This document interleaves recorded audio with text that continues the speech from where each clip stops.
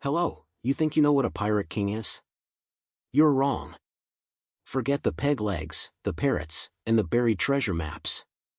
The real pirate kings didn't just chase gold, they built mobile empires, commanded fleets, and outsmarted global superpowers. This isn't just a story about plunder, it's about power, rebellion, and a forgotten form of freedom. These weren't just common sea rovers.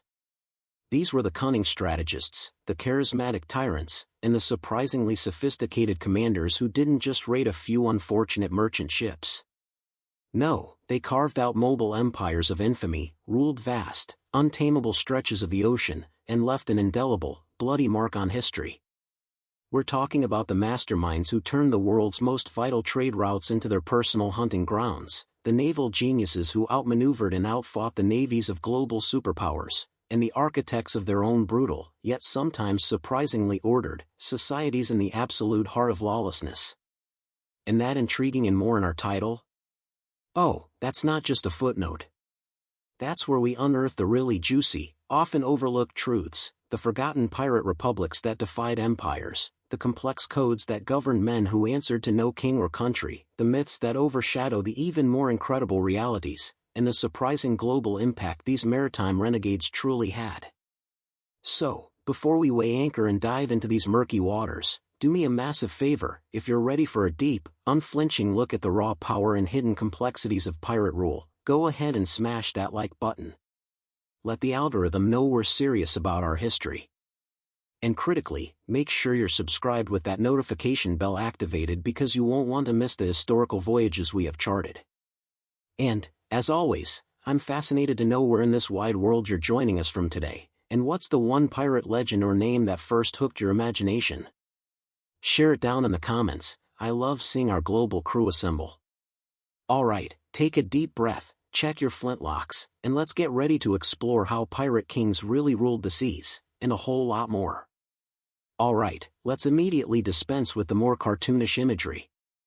The reality of a pirate king or a dominant pirate captain during the Golden Age of Piracy, roughly from the 1650s to the 1730s, was a far cry from a man with a bird on his shoulder and a singular obsession with doubloons. To become a figure who could genuinely be said to rule parts of the sea, one needed a formidable combination of attributes, often forged in the crucible of war, desperation, and profound societal upheaval. These weren't men who inherited their power through lineage or divine right, they seized it. Many emerged from the brutal world of privateering, essentially, state-sanctioned piracy, where men like Henry Morgan learned to command large fleets and conduct complex amphibious assaults before turning full rogue. Others were ex-naval officers, disillusioned with the harsh discipline and poor pay of legitimate service, bringing their invaluable military skills to the sweet trade. And a significant number were simply desperate sailors brutalized by the horrific conditions aboard merchant vessels or naval ships, who saw piracy as the only path to a life of agency, however short and violent it might be. The turn of the 18th century, with the end of major European wars like the War of the Spanish Succession, flooded the seas with unemployed, skilled, and often battle-hardened sailors, a perfect recruitment pool for aspiring pirate leaders. So what elevated a mere pirate captain to the status of a king? First, unquestionable charisma and the ability to command fierce loyalty. A pirate crew was a volatile mix of nationalities, languages, and temperaments, often the dregs of port cities, escaped indentured servants, former soldiers, and hardened criminals. To meld such a disparate group into an effective fighting force required extraordinary personal magnetism. They had to be persuasive, inspiring, and often intimately understand the grievances and desires of their men. Simply being the toughest wasn't always enough, they needed to project an aura of success and shared destiny. Second, exceptional naval and tactical acumen. These leaders were masters of their craft.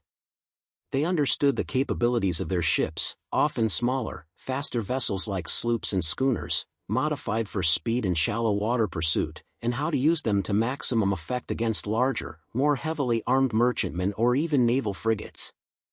They knew the trade winds, the hidden coves, the best ambush spots.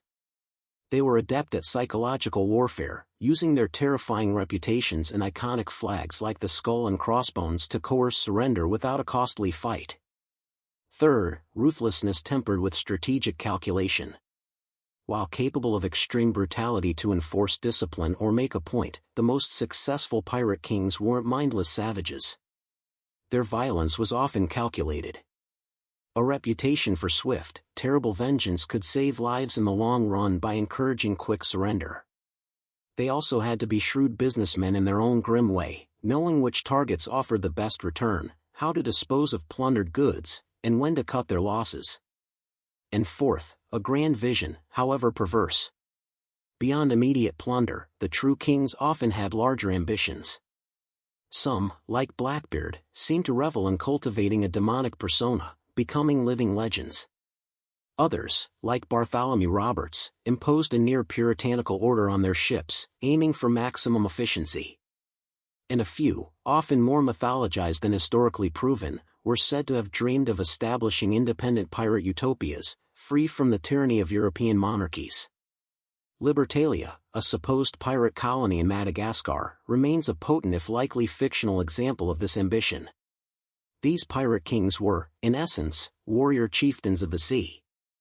Their authority derived not from God or government but from the points of their swords, the loyalty of their crews, and their ability to consistently deliver plunder and a semblance of defiant freedom in a world that offered them little else. They were the terrifying self-crowned monarchs of a floating, ever-shifting kingdom built on rebellion and the vast, ungovernable expanse of the ocean. So, how did these self-made kings actually translate their personal power into actual dominion over the seas? Their rule wasn't marked by castles and courts, but by the creak of timbers, the roar of cannons, and an intricate understanding of maritime anarchy. Their ability to rule rested on several pillars. First, strategic selection and adaptation of vessels. Pirates rarely used the massive warships of national navies. They favored smaller, nimbler vessels, sloops, schooners, and brigantines. These ships were fast, maneuverable, and had a shallow draft, allowing them to navigate coastal waters, shoals, and estuaries where larger naval vessels couldn't follow. This was crucial for both pursuit and escape. Captains would often heavily modify captured ships, stripping unnecessary structures to increase speed and adding more cannons. The famed Queen Anne's Revenge, Blackbeard's flagship, was originally a French slave ship, La Concorde, which he captured and significantly upgraded. Second, superior intelligence and local knowledge. Pirates weren't sailing blind. They cultivated networks of informants in port cities, sympathetic merchants, tavern keepers, prostitutes, and even corrupt officials. They knew when treasure fleets were due, what cargo ships were carrying, and the strength of their escorts. Moreover, years spent navigating specific regions like the Caribbean or the waters of Madagascar gave them an unparalleled understanding of currents, prevailing winds, hidden anchorages, and freshwater sources, a home field advantage that navies often lacked. Third, calculated terror and psychological warfare. The Jolly Roger in its myriad forms was a potent weapon. The sight of a black flag bearing symbols of death was often enough to make a merchant crew lose heart. If a ship resisted, pirates might raise a red flag, signaling no quarter, a fight to the death. This cultivated reputation for ferocity, exemplified by figures like Edward Lowe, whose extreme cruelty was legendary, meant future victims were more likely to surrender quickly, minimizing risk and casualties for the pirates. The stories, often exaggerated by the pirates themselves, did half their work for them. Fourth, prime hunting grounds and seasonal patterns. Pirate activity wasn't random, it was highly strategic, focusing on choke points in global trade. The Caribbean Sea was the classic playground, a nexus for Spanish treasure fleets carrying silver from the Americas to Europe and for ships laden with sugar, tobacco, and other colonial goods. The pirate round was a daring and incredibly lucrative route pioneered in the late 17th century. Pirates would sail from the Americas across the Atlantic, around the Cape of Good Hope, and into the Indian Ocean to prey on Mogul shipping, East Indiamen, and pilgrim ships heading to Mecca. Henry Every's legendary capture of the Gang Isawai occurred on this route. The West African coast was another hot spot, rich in slaving ships and vessels carrying gold and ivory. Blackbeard Roberts was particularly active here. Fifth, fleet operations and temporary alliances. While many pirates operated as single ships, the most powerful kings could assemble flotillas. Blackbeard was known to command several vessels. Bartholomew Roberts, at the height of his power, had a squadron of ships under his command. These ad hoc fleets could overwhelm stronger targets or even blockade ports, as Blackbeard famously did at Charleston in 1718, holding the entire city hostage for medical supplies. These alliances were often fragile, based on mutual interest and the charisma of a dominant leader, but when they held, they were formidable. And finally, economic warfare and disruption. The impact of these pirate kings on global commerce was profound. They didn't just steal goods, they disrupted trade routes, bankrupted merchants, caused insurance rates to skyrocket, and forced European powers to invest heavily in naval protection. The cost of piracy was a significant drain on colonial economies. For a time, no merchant ship felt entirely safe, and the pirates, in their own destructive way, dictated the terms of passage in their chosen territories. They were a constant, unpredictable, and terrifying variable in the grand equation of empire. Their rule was ephemeral, dependent on continued success and the avoidance of naval patrols, but while it lasted, it was absolute within their sphere of operation. They were the apex predators of the maritime world. Now, let's delve deeper into one of the most fascinating and often misunderstood aspects of pirate life, the Pirate Code, or Articles of Agreement. It's a cornerstone of the and more that shatters the image of pirates as purely chaotic brutes. While their existence was predicated on theft and violence against outsiders, within their own ranks, many pirate ships fostered a surprising degree of order, democracy, and a unique form of social contract. Imagine a vessel crammed with heavily armed men, far from any recognized law, operating under immense stress. Without some internal structure, it would devolve into a bloodbath. The Pirate Code was the solution, a set of rules agreed upon, often voted on by the entire crew, before a voyage or upon the election of a new captain. Democratic election and deposition of leaders, this is perhaps the most radical aspect. On many pirate ships, the captain was elected by a majority vote of the crew. His authority, while absolute in the heat of battle or chase, was otherwise limited. If he proved cowardly, incompetent, too tyrannical, or consistently failed to secure plunder, the crew could vote to depose him. This was a stark contrast to the rigid, often brutal hierarchy of naval and merchant ships, where captains were appointed from above and held near absolute power. The quartermaster, voice of the crew, alongside the captain, the quartermaster was often the most powerful man on board. Also typically elected, he acted as a representative of the crew's interests, mediating disputes, distributing rations and plunder, and leading boarding parties. He was the check on the captain's power in day-to-day affairs, ensuring the articles were upheld. It was the quartermaster, not the captain, who usually administered punishments for minor infractions. Strict division of plunder shares, the codes meticulously laid out how captured loot would be divided. A common system was one share for each ordinary pirate, with the captain, quartermaster, master gunner, bosun, and surgeon receiving more, e.g., 1.25, 1.5, or 2 shares. This egalitarian approach to wealth distribution was a powerful incentive for men used to being cheated of their wages on legitimate voyages. Bartholomew Roberts's articles, for example, were famously detailed on this. Compensation for injury, early social insurance. One of the most striking provisions was compensation for injuries sustained in battle. These were effectively disability payments, outlined in advance. For example, an article might state, for the loss of a right arm, 600 pieces of 8. For the loss of a left arm, 500 pieces of 8. For a right leg, 500 pieces of 8. For a left leg, 400 pieces of 8. For an eye, 100 pieces of 8. This provided a crucial safety net, however crude, in an incredibly dangerous profession. Rules for onboard conduct and dispute resolution. To maintain discipline and prevent internal strife, codes often included rules against fighting on board. Disputes were typically settled by a duel ashore, first blood or to the death. Stealing from fellow crewmen was punishable by marooning or death, as was bringing women disguised onto the ship, though rules on women varied, and desertion during combat. gambling was sometimes restricted to prevent quarrels. Regulations about keeping weapons clean and ready were also common. Punishments, while democratic in some ways, pirate justice was swift and brutal for those who broke the articles. Marooning on a deserted island with a flask of water, a pistol, and some powder was a common punishment for serious offenses like theft or desertion. Keelhauling, while perhaps rarer than legend suggests, was a horrific form of torture and execution. This internal order wasn't born of altruism, but of brutal pragmatism. A united, disciplined crew was a more effective plundering machine. These codes minimized internal conflict and ensured that the focus remained on the acquisition of wealth. Yet in their emphasis on elected leadership, shared resources, and a form of social security, they inadvertently created some of the most radically democratic micro-societies of their era, a stark and ironic contrast to the autocratic empires they preyed upon.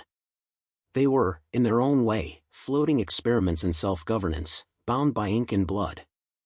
The Golden Age of Piracy was illuminated by the fiery legends of its most audacious leaders. These weren't just captains, they were brands, their names synonymous with terror, daring, and unimaginable fortune. Let's look closer at some of these monarchs of the high seas. Edward Teach, Blackbeard, active circa 1716 to 1718. No pirate cultivated his image more effectively than Blackbeard. His real name, likely Edward Teach or Thatch, came from his time as a privateer during Queen Anne's War before he turned to piracy. His reign, though relatively short, was incredibly impactful due to his genius for psychological warfare. He was a large, imposing man, and in battle he would weave hemp fuses, dipped in saltpeter, into his massive black beard and hair, lighting them to create a terrifying, demonic aura of smoke and fire. He festooned himself with multiple pistols and daggers. This spectacle often caused victims to surrender without a fight. His flagship, the Queen Anne's Revenge, a captured French slaver he refitted with 40 cannons, was a formidable vessel. In 1718, he audaciously blockaded the port of Charleston, South Carolina, with a small fleet, holding the town hostage for medical supplies, specifically mercury for treating syphilis, rampant among pirates. He eventually received his ransom and sailed away, humiliating the colonial authorities. Blackbeard's end came in November 1718 at Ocracoke Inlet, North Carolina, in a fierce battle with forces sent by Virginia's Governor Spotswood, led by Lieutenant Robert Maynard. Despite being shot multiple times and suffering numerous cutlass wounds, Blackbeard fought on ferociously until he was finally killed. Legend says his headless body swam around Maynard's sloop several times before sinking. His head was hung from the bowsprit as a grim warning. Blackbeard's legend, however, only grew after his death, with tales of buried treasure and ghostly apparitions. Henry Every, the arch-pirate, Long Ben, active circa 1694 to 1696. Henry Every's story is that of a single, monumental heist that made him the most wanted man on earth and then allowed him to vanish like a ghost. Every, or Avery, began as a first mate on the privateer Charles II. In 1694, at Corunna, Spain, he led a mutiny, was elected captain, and renamed the ship the Fancy. He declared his intention to sail to the Indian Ocean for gold enough to dazzle the eyes. He achieved this in spectacular fashion. In 1695, after forming a temporary alliance with other pirate captains, Every's fleet intercepted the Mughal Empire's treasure convoy returning from Mocha to Surat. His prime target was the enormous Gangaisawai, the flagship of Emperor Aurangzeb, said to be carrying pilgrims in immense wealth. After a fierce battle during which the Gangaisawai's main cannon exploded, Every's pirates boarded and plundered the ship. The haul was staggering: gold, silver, and jewels worth hundreds of thousands of pounds, possibly millions in today's currency. The capture was also notorious for the brutality inflicted upon the passengers. The outrage from the Mughal Empire and the East India Company, whose trade was threatened, was immense. A bounty of £1,000 was placed on Every's head, an unprecedented sum. He and his crew sailed to the Bahamas, bribed the governor for protection, and then dispersed. Every himself reportedly sailed to Ireland, but his ultimate fate is unknown. He was never caught, becoming a romanticized figure, the king of pirates who successfully defied the world and retired rich. Bartholomew Roberts, Black Bart, active circa 1719 to 1722. If Blackbeard was about terror and every about the one big score, Bartholomew Roberts was the pirate of astonishing success and almost clinical efficiency. Ironically, he was initially forced into piracy. A Welshman, he was third mate on a slaver captured by pirates in 1719. The pirate captain, Howell Davis, also Welsh, recognized Roberts's navigational skills and persuaded him to join. When Davis was killed shortly after, Roberts, despite a short time as a pirate, was elected captain. What followed was an incredibly prolific 3-year career. Black Bart is credited with capturing over 400 ships across the Caribbean, the coasts of Brazil, and West Africa. He was known for his flamboyant dress, a rich crimson damask waistcoat and breeches, a red feather in his hat, and a diamond cross on a gold chain. He was also a strict disciplinarian, a devout Sabbatarian, no fighting or gambling on Sundays, according to some accounts, and a teetotaler who preferred tea to rum, though his crew certainly did not. His articles were famous for their detail and severity. He commanded a powerful squadron of ships and was audacious enough to sail into heavily defended harbors to capture vessels. His success made him a prime target for the Royal Navy. In February 1722, off Cape Lopez in West Africa, his flagship, the Royal Fortune, was engaged by HMS Swallow, captained by Chaloner Ogle. Roberts, dressed in his finest, was killed by grapeshot on the first broadside, his throat torn out. His crew, as per his standing orders, weighted his body and threw it overboard so he would not be captured even in death. His demise is often cited by historians as a major blow that signaled the beginning of the end for the Golden Age of Piracy. Ching Shih, Jing Saw, the pirate queen of the South China Sea, active circa 1801 to 1810. While the Caribbean pirates are more famous in the West, no list of pirate kings, or queens, in this case, would be complete without Ching Shih. Her scale of command dwarfed most of her Atlantic counterparts. Originally a Cantonese prostitute, she married Zheng Yi, a powerful pirate commander, in 1801. Upon his death in 1807, she didn't just fade into the background. Through shrewd political maneuvering and an alliance with her husband's adopted son and her lover, Chung Pat-sai, she took control of his entire pirate confederation. At her peak, Ching Shih commanded the Red Flag Fleet, an enormous armada estimated to include anywhere from 200 to over 1,800 ships and between 20,000 to 80,000 pirates, men, women, and even children. She implemented an incredibly strict code of laws. Unauthorized plunder, disobedience, and rape were punishable by death. She effectively controlled much of the coastal waters of Guangdong province, levying taxes on villages, blockading ports, and defeating multiple attempts by the Qing dynasty, Portuguese, and even British navies to suppress her. What makes her story even more remarkable is how it ended, facing overwhelming military pressure but still undefeated. In 1810 Ching Shih negotiated a strategic surrender to the Chinese authorities. Not only was she pardoned, but she was allowed to keep a significant portion of her ill-gotten wealth, and Chung Pat-sai was given a position in the imperial bureaucracy.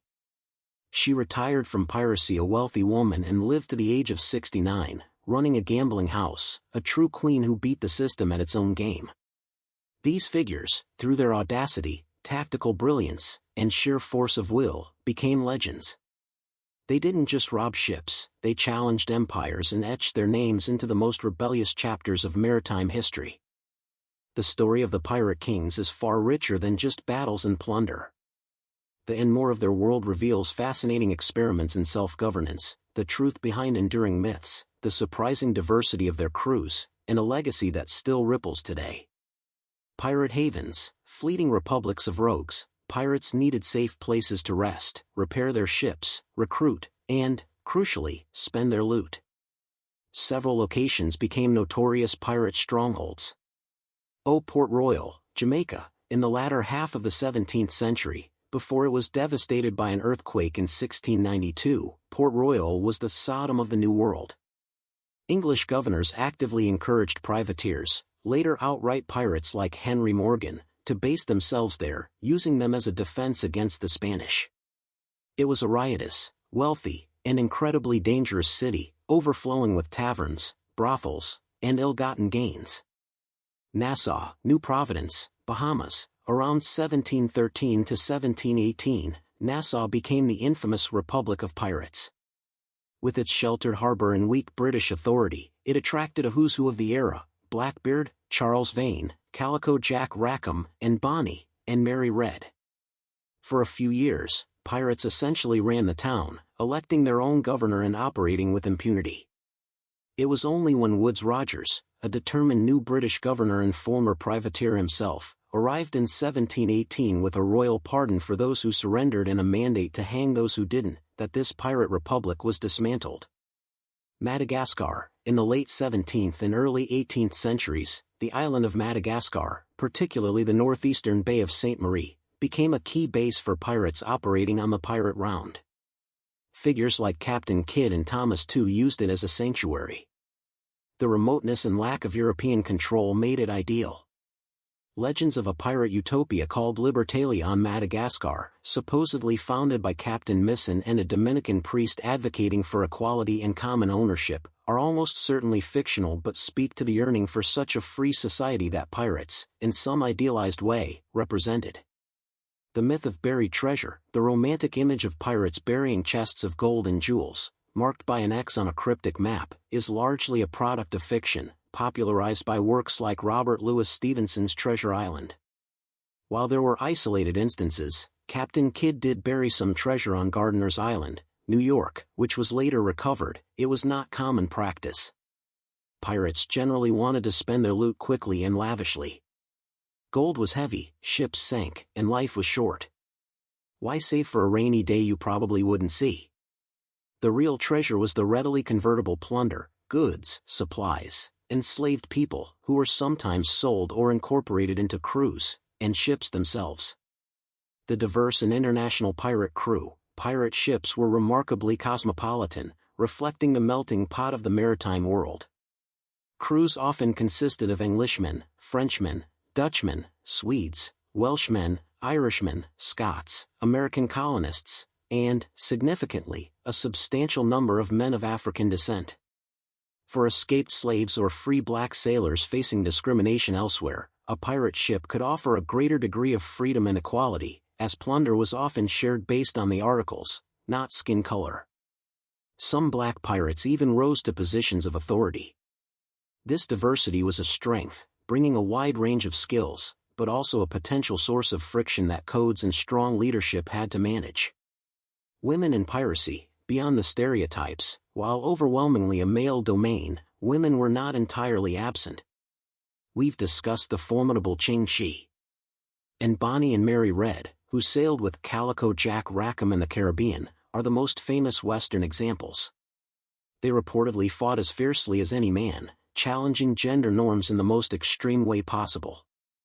Their stories, though perhaps embellished, highlight that the pirate world, while brutal, occasionally offered paths for those defying societal constraints, regardless of gender.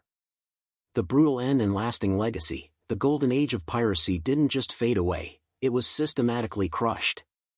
Increased naval patrols by better-equipped warships, the convoy system for merchant ships, international cooperation against piracy, generous pardons for those who surrendered, and ruthless hunting down and public execution of those who resisted all took their toll. By the 1730s, large-scale piracy in the Atlantic and Caribbean was largely suppressed. Yet, the pirate kings left an enduring legacy. They became archetypes of rebellion, freedom, and adventure in popular culture. Their codes, however self-serving, hinted at alternative forms of social organization.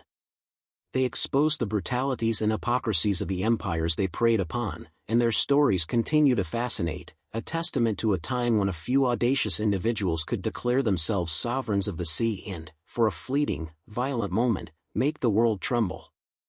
Their reign was one of terror and plunder, yes, but it was also a complex chapter of maritime history full of unexpected social dynamics, bold strategies, and larger-than-life characters who truly were kings of their chaotic domain. So there you have it. The pirate kings and queens were far more than the one-dimensional villains or romantic rogues of popular legend. They were shrewd tacticians, charismatic if often brutal leaders, and the architects of surprisingly complex floating societies. They ruled not by divine right, but by the cannon's mouth, by the loyalty they could command, and by their unparalleled understanding of the vast, lawless expanses of the world's oceans. From the surprisingly democratic pirate codes that offered a measure of fairness and social security, to the strategic brilliance behind their choice of ships and hunting grounds, to the audacious establishment of pirate havens like Nassau, their story is a deep dive into a world of rebellion, survival, and raw, untamed ambition. The and more of their history reveals a tapestry woven with threads of unexpected order amidst chaos, startling diversity within their ranks, and a lasting impact on both commerce and the popular imagination. They challenged the greatest empires of their day, lived by rules they forged themselves, and though their violent reigns were often brutally short, their legends have outlived the very empires they defied. They force us to look at power, law, and freedom in a different, perhaps more uncomfortable, light. This has been a deep dive, and I'm keen to hear your thoughts. Which of these pirate kings or the aspects of their rule surprised you the most? Do you think their codes were genuinely a form of early democracy or just pragmatic tools for violent enterprise? And who else from the annals of piracy deserves the title of king or queen? Flood those comments below, let's get a real historical discussion going. So there you have it, the surprising, brutal truth behind the pirate kings. They were more than legends, they were self-made monarchs who ruled by the cannon's mouth and the loyalty of their crew. Now it's your turn. Which of these pirate kings surprised you the most, and what do you think their codes reveal about the human desire for order and chaos? Share your thoughts in the comments below. If this deep dive has captured your imagination, smash that like button and don't forget to subscribe and hit the notification bell so you don't miss our next historical adventure.